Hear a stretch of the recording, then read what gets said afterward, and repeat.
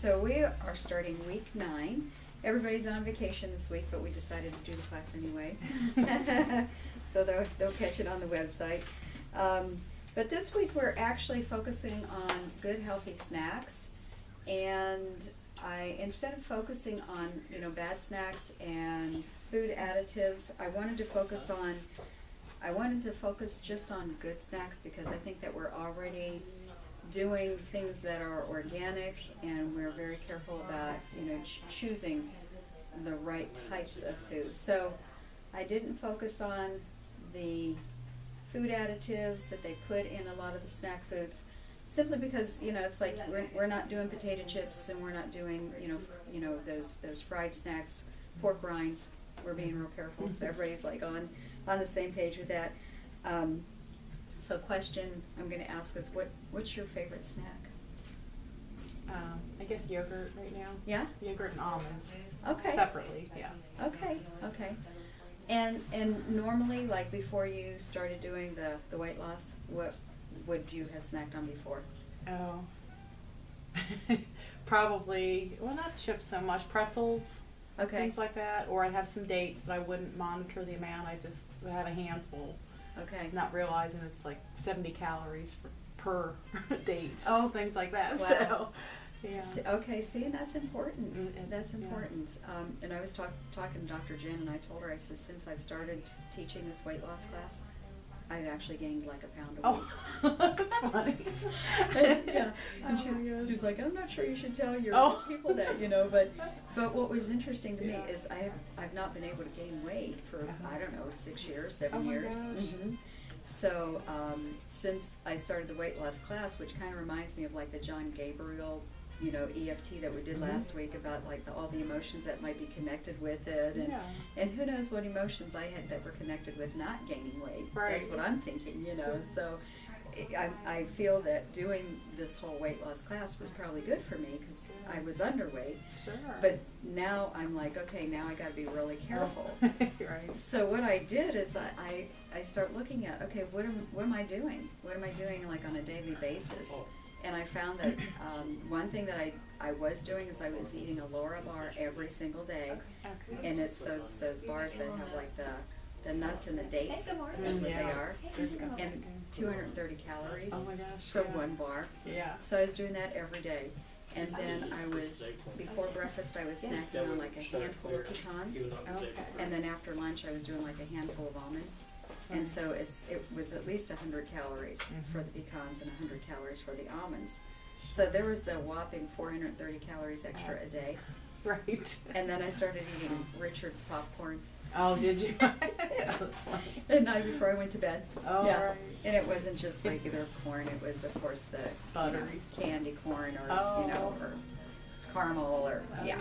yeah. Yeah. So I decided I'm going to cut all that out, and so I did that, and didn't have any of the extras on Saturday or Sunday, and so then I lost like 2 pounds over the Oh, weekend. So, gosh. but again, it just shows that it's all about counting your calories. Yeah. It's really that you have to look at what you're consuming. Mm-hmm. And I appreciated that I have a client, and he is in the food industry, and that's what he does. What he does is he manages big restaurant chains. And he told me that when he was in college, when he was going through school, that his food and nutrition class, he said that the professor came in and said, I can talk to you all day long, and I'm supposed to talk to you about the Atkins diet, the paleo diet, what's the other one that's out there that's popular, I forget. But she said that I can, we can talk about the South Beach diet, all those. Mm-hmm. But she said, bottom line, and he said she wrote it on the board, bottom line, it's about calories. Right. So she said, calories in, calories out. If you're not exercising enough to use up those calories, then don't consume them. Right. So he said it was really interesting, That is good, yeah. and so he's kind of lived by that. So what we're going to ask ourselves is what to look for when we do buy snacks, and that's why I have all these different snacks up here. And of course, I did refer back to the Eat to Lose, Eat to Win. by Rachel Beller, because she has some really good guidelines as far as snacking is concerned. So one of the things that she talks about, basic rules, there are basic rules regarding snacks. So one of the things we have to always look at is we want to keep our calories around 100 when we're snacking. The only exception to that rule is between lunch and dinner. She said we have 3 snacking options. The first option is going to be between breakfast and lunch. She said the only reason why you would really want to snack between breakfast and lunch is if you got up really early, like she said, for example, if you were up at 4 o'clock because you have to get up early for work, she says it's possible that by 6 o'clock, or you can eat breakfast, but then by 10 o'clock you're going to be starving. She said so that would be a good time to have your snack if you're going to do one between breakfast and lunch. But she says that's optional, and that would only be 100 calories. You have to be careful, and she says this is the only time that I'm really very, very strict about counting those calories. So she said that if you can skip that between breakfast and lunch, do that. Then she said the next one that we really have to do, and this one's mandatory, is between lunch and dinner. And she said the reason being is because there's so much time between lunch and dinner that by the time we get to dinner, which could be, maybe we ate lunch at 11, 11:30, or 12, and then we have dinner like usually at, what time do you have dinner usually? It's been on the late side, but I'm trying to make it around 6 or 7. Yeah, and that's the way we are too. So it's around 6 or 7. So I'm eating lunch around 11:30. So 6 or 7, we're looking at a good 7 hours. And she said, so what happens is by the time you get around food, you're going to grab bread, or you're going to grab the first thing that you see. She says it will be beckoning you to eat it, whatever it is. So she said the most important snack time is between lunch and dinner. And she said that snack is the one that you can go between 150 and 175 calories. Okay. So she said, so that's a guideline for that afternoon snack. And then the third option as far as snacks is concerned is going to be after dinner, when we may want like a little dessert snack. But she says that snack, you want to keep that at 100 calories too. But if you want to fast track your weight loss, don't eat anything after supper. Okay. And that will fast track. So I did that over the weekend too. Yeah. And it did, it makes a difference. It really makes a difference. The other thing she talked about was how many times do we snack on crackers? That's a big snack mainstay. So I know crackers is kind of like there's so many out there, so many choices. So she actually had some rules about crackers, and she said that the cracker guidelines that we want to stay in are, we want to try to make sure we eat large crackers. So if we buy crackers, they should be large crackers. Otherwise, if they're the small bite size, we tend to overeat those. So she says make sure that they're larger crackers, and they have to have 2 grams of fiber. She says look for the content, because if they don't have that fiber in them, then they're not worth eating. They won't level out your blood sugar. So the fiber, keeps you from getting hungry. And she said also make sure the first ingredient listed on the back of the package is whole grain. So whether it's whole grain because it's got like the millet in it, and it has the quinoa in it, or rice bran, or whatever, she says that make sure it does say whole grain or whole grain. She said if you see high fructose corn syrup or artificial ingredients on the label, put the box back on the shelf. So you've probably noticed that. It's in everything. Yeah. Even in ketchup and Yeah. kind of cocktail sauce. It's hard to avoid, but it can be done. That high fructose corn syrup, right? Yeah. Yeah, pretty crazy.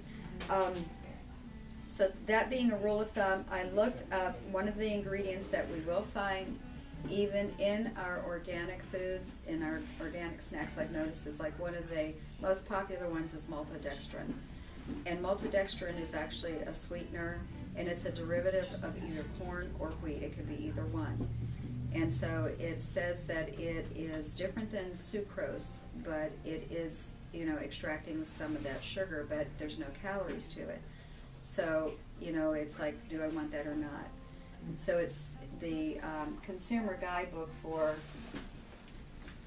food additives. It tells you if the additive is dangerous or not, and so I refer to this one as far as the maltodextrin, and it does not show that it's considered dangerous at all.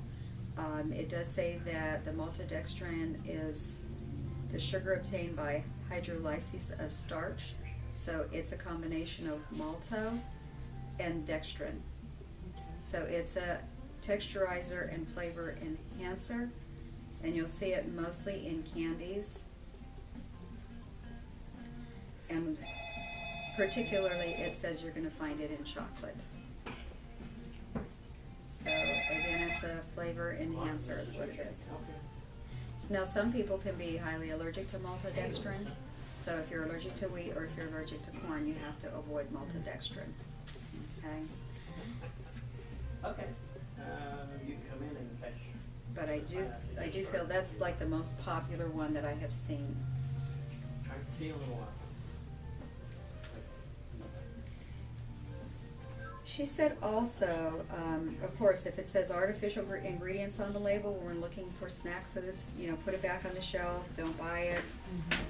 Because what we do know about artificial ingredients and preservatives, etc., is what they do is they pack on the fat and they're toxins, and so they'll store in fat and pack it on and hold it. So that's another reason why we want to stay away from all of those food additives. She said look for visible grains or even seeds whenever we're looking for crackers, and this again is rules for crackers. She also talks about, and I thought it was interesting because she has a whole list of, or you know, pictures of all these different crackers, and there's some of them that I haven't ever seen. I do have a couple that she has mentioned, like Mary's Gone Crackers. And that one is a wheat-free and a gluten-free. And we'll be looking at the calories on that in a minute. And then the other things that I felt like were in the cracker category, I did pick up, but this one has wheat in it, and so I know that I can't do that one. So this has bran in it, running down. So this is a good one. But again, you know, it has like, you can see it has like the large crackers in there. See how big they are? So that one has the large ones in there. They're huge. Yeah. Yeah. Nice. Yeah. So she says you want to get something with the, you know, the big ones, and then lots of fiber. This has 8 grams of fiber per serving. So that one has lots of fiber.